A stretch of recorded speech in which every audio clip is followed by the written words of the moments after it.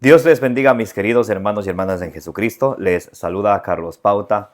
Bienvenidos y bienvenidas a la reflexión y meditación del Evangelio del día de hoy, martes 21 de enero del 2025. Gracias a cada uno de ustedes por estar aquí presentes para que juntos nos alimentemos con la palabra del Señor. En Ezequiel capítulo 3, del versículo 1 al 3, nos dice que cuando ustedes y yo nos alimentamos de la palabra de Dios, en nuestra vida sentimos dulce como la miel, porque la palabra de Dios es la lámpara para nuestros pasos, la luz en el sendero de nuestra vida, de nuestro caminar, nos dice el Salmo 119, versículo 105.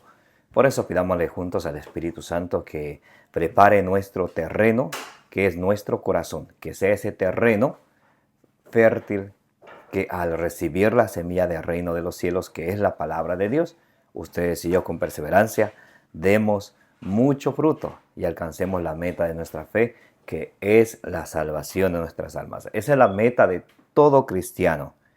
¿Cuál es la meta? ¿Para qué tengo que alimentarme de la palabra de Dios? Alguien puede decir. Todos los días, todos los días. ¿Para qué? Para que lleguemos a la meta de nuestra fe. ¿Y cuál es la meta de nuestra fe? Primera de Pedro capítulo 1, versículo 9. La meta de nuestra fe es la salvación de nuestras almas. Por eso nos alimentamos de la palabra de Dios, que en 2 Timoteo 3:15 dice, nos da la sabiduría para que ustedes y yo, iluminados por la palabra de Dios, tengamos la sabiduría para hacer la voluntad de Dios y alcanzar la salvación mediante la fe en Jesucristo nuestro Señor. En el nombre del Padre, y del Hijo, y del Espíritu Santo. Amén. Les invito a orar. Repitan conmigo. Santo y divino Espíritu de Dios, destruye en mí toda pereza espiritual, toda indiferencia, toda distracción, toda tiniebla de confusión. Lléname plenamente de tu luz, de tu sabiduría, de tu conocimiento, de tu ciencia, para que, alimentados por la palabra del Señor, perseveremos en ella, demos mucho fruto y alcancemos la meta de nuestra fe, que es la salvación de nuestras almas. A ti, Divino Espíritu, que eres Dios y siempre nos acompañas, a ti sea la gloria, la honra, el honor, el poder, la alabanza, la exaltación, por los siglos de los siglos. Amén. Lectura del Santo Evangelio según San Marcos, capítulo 2, del versículo 23 al 28. Y sucedió que un sábado cruzaba Jesús por los sembrados, y sus discípulos empezaron a abrir camino arrancando espigas. Decíanle los fariseos: mira, ¿por qué hacen en sábado lo que no es lícito? Él les dice: ¿nunca habéis leído lo que hizo David cuando tuvo necesidad, y él y los que le acompañaban sintieron hambre? Cómo entró en la casa de Dios en tiempos del sumo sacerdote Abiatar, comió los panes de la presencia, que solo a los sacerdotes es lícito comer, y dio también a los que estaban con él. Y les dijo: el sábado ha sido instituido para el hombre, y no el hombre para el sábado. De suerte que el Hijo del Hombre también es Señor del sábado. Palabra del Señor. Gloria a ti, Señor Jesús. Mis queridos hermanos y hermanas, gracias a cada uno por estar aquí presentes. Hoy, en el Santo Evangelio del día de hoy, vemos algo muy interesante que pasa. Los discípulos de nuestro Señor Jesucristo están haciendo algo en el día sábado que no estaba permitido, según la ley del Antiguo Testamento, según lo que estaba establecido en la Torá. Entonces, ¿qué sucede aquí? Las espigas arrancadas en sábado. Y sucedió que un sábado cruzaba Jesús por los sembrados, y sus discípulos empezaron a abrir camino arrancando espigas. Entonces, nada más para que pongamos esto en contexto, allí en el Decálogo, en Éxodo 20, Dios a las 12 tribus de Israel manda guardar el sábado. ¿Y por qué sabemos que es solamente para ellos? Porque en Malaquías capítulo 3, versículo 22, dice que la ley del Antiguo Testamento era para las tribus de Israel. Para ellos, para nosotros ya no. Muy importante. Alguien podría decir, pero si Jesús, siendo el Hijo de Dios, Él guardó el sábado, ¿y yo quién soy para no seguir imitar su ejemplo? La respuesta es la siguiente. Ustedes y yo tenemos que hacer lo que Jesús enseñó, lo que Jesús mandó, mas no lo que Él hizo, porque hay una gran diferencia. Jesús de Mateo 5:17 dice, yo no he venido a abolir la ley, sino a cumplirla. Entonces, ¿qué nos dice el Señor? ¿Qué nos dice la palabra de Dios que Jesús vivió en el Antiguo Testamento? El Nuevo Testamento empieza a partir de la resurrección, de la pasión, muerte y resurrección de nuestro Señor Jesucristo.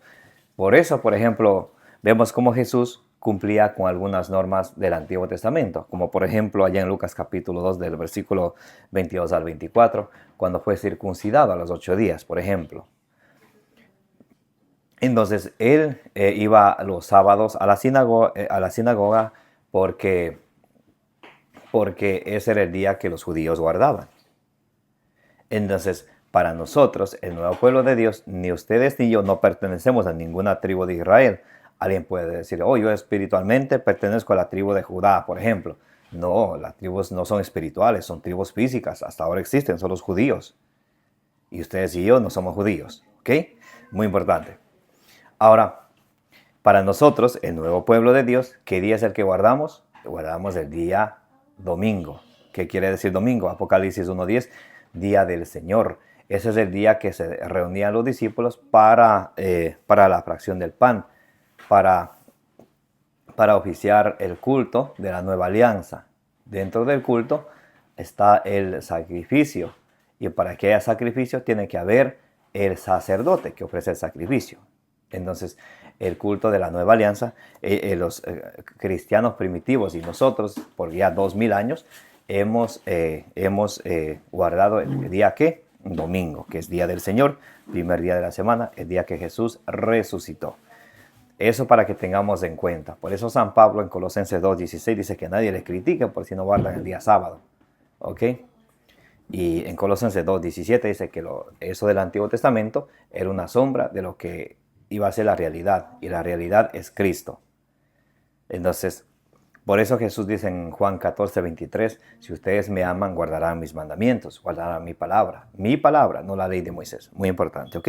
Entonces, los discípulos con Jesús van abriendo camino, arrancando espigas, lo cual no estaban supuestamente a hacer. Pero aquí vamos a ver algo muy importante. Recordemos que los judíos se reunían en el templo el día sábado, guardaban.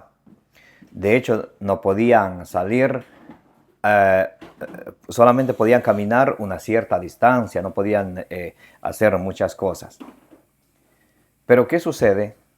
Aquí los fariseos, en lugar de estar en el templo, alabando y bendiciendo a Dios, vienen a estar de mirones, de espectadores, saliendo a las afueras y mirando cómo los discípulos de Jesús arrancan espigas, de espectadores. En el Antiguo Testamento habían estos fariseos que se creían pero tan buenos, que solamente esperaban a ver los otros en qué se equivocan, en qué se equivoque el otro. Y hoy en día también hay fariseos, solamente que ya se visten diferente. Hay fariseos hipócritas que solamente están a la expectativa qué hacen los demás, qué hacen, qué no hacen, pero por ellos mismos no hacen nada. Están gastando su tiempo, su energía, ocupándose o preocupándose de los demás en vez de ocuparse de sí mismo. Primera de Tesalonicenses capítulo 4, versículo 11 dice que cada quien se ocupe de sus asuntos. O sea, en otras palabras, que no sean metiches, no se vayan a meter en lo que no les llama, que no les conviene. Entonces, los fariseos están ahí simplemente de espectadores. Oh, mira, están rompiendo la ley del sábado, pero ellos están mirando eso. Ellos no están en el templo dándole la gloria a Dios, no están ellos cumpliendo la ley a su plenitud. Y ellos dicen que ellos cumplen la ley. Están llenos de orgullo, llenos de prepotencia. Por eso, por ejemplo, cuando sube el fariseo al templo a orar, Lucas capítulo 18, del versículo 9 al 14, y sube el publicano, ustedes recuerdan cómo ora el fariseo, lleno de orgullo, Señor, te doy gracias porque yo no soy como los demás, no soy adúltero, no robo, no hago esto, no aquello, ni soy como este publicano. En cambio, el publicano, como dice, Señor, perdóname que soy un pecador, y él sí bajó justificado, porque los fariseos, su orgullo les ciega. El orgullo les ciega a los fariseos y se creen mejores que los demás, y como ellos son conocedores de la ley, pero no cumplidores. Conocen, sí. Por eso Jesús en Mateo 23, del 1 en adelante, dice, en la cátedra de Moisés se han sentado los fariseos. Dice, hagan lo que ellos dicen, porque ellos conocían la ley, enseñaban la Torá, enseñaban la ley de Moisés. Hagan lo que dicen, pero no imiten su ejemplo. Muy importantísimo. Entonces ellos hacían una cosa y decían otra cosa. Como algunos fariseos de hoy en día también, que llamándose cristianos, actúan y viven como paganos. Soy cristiano, pero vivo dando gusto al diablo, mintiendo, robando, calumniando, de metiches, de chismosos, póngale la jacket que usted quiera. Y pero somos cristianos, pero vivimos como paganos. Poquito para Dios, poquito para el diablo, por si acaso se vaya a enojar. Así son muchos. No nosotros los que estamos aquí, otros de por ahí, ¿ok? Muy bien. Dícenle los fariseos, aquí van los que se creen justos, mire cómo dice. Dícenle los fariseos, mira, ¿por qué hacen en sábado lo que no es lícito? Ellos viniéndole a pedir cuentas a Jesucristo, que es Dios. Allá en Romanos capítulo 9, del versículo 20 en adelante. ¿Quién eres tú para pedirle cuentas a Dios? Y a veces nosotros se han dado cuenta, Señor, ¿por qué esto? ¿Por qué aquello? Dios mío, pero ¿quién somos tú y yo para pedirle cuentas a Dios? ¿Acaso el vaso de arcilla le va a decir al alfarero, ¿por qué me hiciste así? Y nosotros nos gloriamos de decir, yo acepto la voluntad. Hágase, Señor, tu voluntad en la tierra como en el cielo. El Señor hace su voluntad. ¿Por qué, Señor? ¿Pero por qué? ¿Por qué? ¿Quién eres tú para pedirle cuentas a Dios? Y los fariseos, mire, le vienen a pedir cuentas a Jesucristo. Dícenle los fariseos, mira, ¿por qué hacen en sábado lo que no es lícito? Él les dice, y les echa en cara, mire, se creen tan sabios que leen tanto pero no aprenden. Igualito a los protestantes, según Timoteo capítulo 3, versículo 7. Aprenden y nunca llegan al conocimiento de la verdad. Él les dice, ¿nunca habéis leído lo que hizo David cuando tuvo necesidad, y él y los que le acompañaban sintieron hambre? Le cita el primer libro de Samuel, capítulo 21, del versículo 2 al 7, cuando David entró en la casa de Dios. Muy importantísimo. Mucha enseñanza nos trae el Evangelio de hoy. Pero vamos paso a paso. Entonces David, con sus hombres, entran en la casa de Dios porque tenían hambre. Está en el primer libro de Samuel, capítulo 21, pueden leer del versículo 1 al 7. Dice, cómo entró en la casa de Dios en tiempos del sacerdote Abiatar y comió los panes de la presencia que solo a los sacerdotes es lícito comer, y dio también a los que estaban con él. No sé, ¿qué hizo David? Él entró al templo de Dios a ver al sacerdote. Él entró a la casa de Dios, dice, cuando él entró a la casa de Dios. ¿Y cuál era la casa de Dios? El templo. Ahora, para nosotros, dice allá en 1 Timoteo 3:15, para que sepáis cómo debes de portarte en la casa de Dios vivo, que es columna y fundamento de la verdad. Y dice para que sepas cómo debes portarte, porque hay muchos que no sabemos cómo portarnos en la casa de Dios. Adentro de la casa de Dios, conversando, comiendo chicle, tomando agua, comiendo snacks, en el teléfono, chateando, conversando. El sacerdote está en la homilía durmiendo, cabeceando, o viendo el otro cómo vino vestido. El sacerdote a mí creo que me está diciendo, bravo creo que está. Ese rato de la iglesia, en la misa tiene que estar ahí conversando. Y soy cristiano, soy creyente. Solo que actúo como pagano. ¿Se dan cuenta? Si a veces ustedes y yo mismos somos el reflejo de esos fariseos que decimos que amamos a Dios, pero cuando se trata de tomar las cosas de Dios en serio, cuando se trata de respetar las cosas de Dios, en este caso la iglesia, cuando vamos a la iglesia donde debe haber un silencio sagrado, ahí sí nos acordamos de todo. Habla por aquí, habla por acá, mira para aquí. Los ojos tienen que estar al frente en el sagrario. No a ningún otro lado. ¿Quién entró? ¿Quién salió? ¿Quién va al baño? ¿Quién volvió? Eso es distraerse uno y distraer a los demás. Y de alguna manera podemos estar siendo piedra de tropiezo para que los otros se distraigan. ¿Se dan cuenta? Porque hace rato dije que nos llamamos cristianos, pero muchas de las veces actuamos como paganos. Entonces, obviamente el Señor nos está dando desde a mí y también a ustedes una enseñanza muy importante. Seamos prudentes, sepamos en dónde estamos. Si estamos en la casa de Dios, hay que respetar. Y hay que hacer respetar. Hay que hacer respetar. Hablo de los papás a los hijos. Porque a veces los hijos ahí están una bulla y los papás no hacen nada. Entonces, si a los papás no les importa, a los hijos peor. Y después nos quejan, pero ¿por qué los niños crecen así? Los papás, ellos son una de la causa muy importante. Los papás. Porque no se dejan respetar. El hijo está aquí y habla porque dice el papá, shh, o dice la mamá, shh, y el hijo no hace caso. Eso no hace respetar su palabra. Como no hace respetar su palabra, hacen con los papás lo que quieren. Muy importante.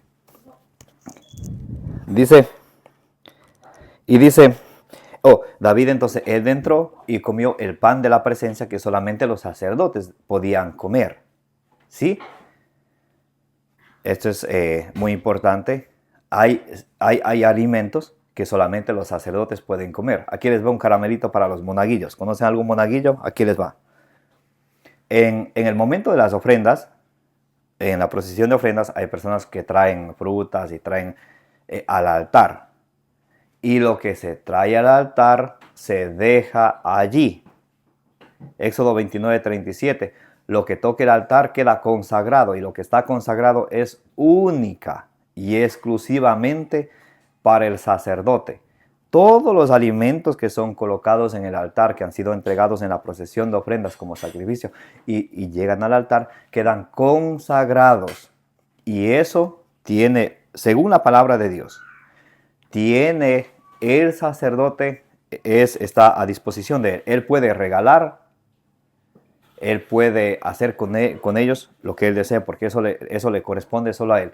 Ahora, a veces hay monaguillos, por ejemplo, que llegan unas uvitas y los monaguillos están robando.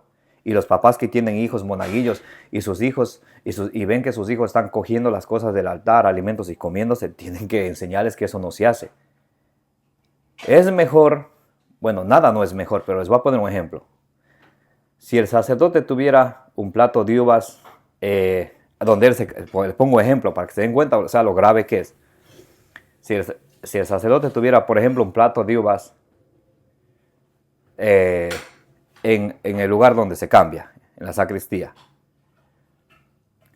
y tiene otro en el altar que ha sido entregado como ofrenda, es mejor no es mejor nada, pero es un ejemplo para que se den cuenta, que uno agarrara la uva que está en la sacristía, aunque eso no es correcto, antes que agarrara lo que esté en el altar, porque eso es consagrado única y exclusivamente para el sacerdote. Ni el sacristán, ni el diácono, ni el ministro de Eucaristía, ni yo soy el representante de la Dios, nada que ver. Solamente el sacerdote puede disponer de ello lo que quiera. Ahora alguien puede decir, Padre, puede regalarme, y si el Padre le da, perfecto, pero nadie, absolutamente nadie, puede ir a agarrar las cosas que han sido entregadas en las ofrendas, que están puestas en el altar, que están hechas, son sagradas, y no hay que agarrar. Solamente el sacerdote puede disponer de ellos. ¿Qué les parece esa catequesis? ¿Sabían o no sabían? Muy bien, estamos aquí para aprender, ¿ok? Y les dijo, el sábado ha sido instituido para el hombre y no el hombre para el sábado. Entonces el Señor muestra aquí su misericordia. Porque ¿en cuántos pasajes no dice el Señor, qué es lícito hacer en sábado? ¿El bien o el mal? ¿Qué es lícito hacer en sábado? ¿Salvar una vida o dejarle que muera? Nos vemos allá en Lucas capítulo 6, del 1 en adelante, Marcos capítulo 3, del 1 en adelante, Mateo capítulo 12, del 1 en adelante, cómo Jesús hace obras maravillosas en el día sábado, el cual nos muestra esa cercanía con los hombres, esa misericordia con los hombres. Como dice el Salmo 103, versículo 8 al 10, el Señor es lleno en clemencia, rico en misericordia. Él siempre estará esperando para que tú y yo vengamos a Él, para que Él nos alivie, para que Él nos fortalezca, para que Él nos ayude, para que Él nos guíe. Porque Él está aquí para mostrarnos su misericordia, para mostrarnos su amor, para invitarnos, como dice Él en San Marcos capítulo 1, versículo 15. El reino de Dios ha llegado, convertíos y creed en la buena nueva. Por eso, mis amados hermanos y hermanas, no seamos más ya cristianos solamente de traje, de boca, sino de convicción, de corazón, porque amamos al Señor. Porque amo al Señor, yo no hago esto. Porque amo al Señor, yo voy a misa.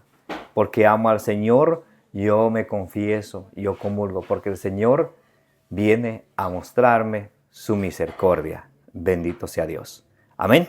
Que la gracia de nuestro Señor Jesucristo sea con todos vosotros. Los amo en el amor de Jesucristo, como dice 1 Corintios capítulo 16, del versículo 23 al 24. Les envío un abrazo para cada uno de ustedes. Que la bienaventurada siempre Virgen María interceda por cada una de vuestras necesidades, las necesidades de vuestra familia y las necesidades del mundo entero. Y les invito a que le den suscribir a su canal de evangelización, denle compartir, denle me gusta para que esta plataforma recomiende a más personas. Como dice ahí en Números capítulo 6, versículo 24, que el Señor te bendiga y te proteja.